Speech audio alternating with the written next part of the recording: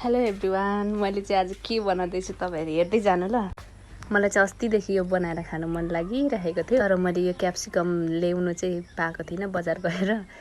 मैले चाहिँ यो हिजो अस्ति कहिले बजारदेखि ल्याएको थिएँ अनि आज चाहिँ मलाई पुरै जागर चलिरहेछ क्या, अब चाहिँ बनाएर खान्छु भनेर। अनि टक्क मैले सबै प्याज टमाटर काट्यो अरे अनि चाउचाउ मिक्स गरेर हालिदिएँ।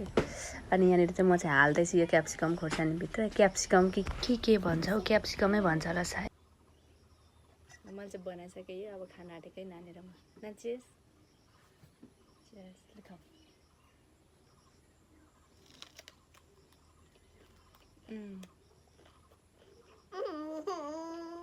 के भयो पिरो जुस खाऊ न अनि।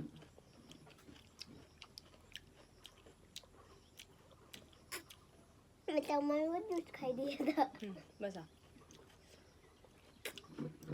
मलाई त मिठो भयो त, पिरो भयो भने नखाऊ न त। एकछिन त यहाँ खोर्सानी रहेछ, म निकालिदिन्छु। होइन पिरो भयो भने नखाऊ, यो खाऊ न त। यो भन्नु खोजेको खाऊ ल, उता देखाउँदै खाऊ न भिडियोमा।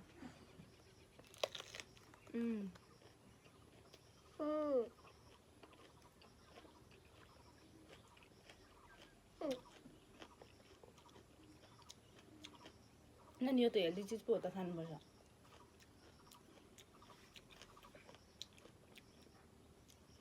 मेरो छोरीलाई चाहिँ मिठो लागेन जस्तो छ हो।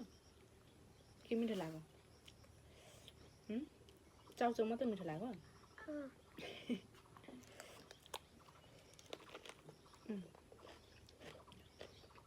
जुस खाऊ।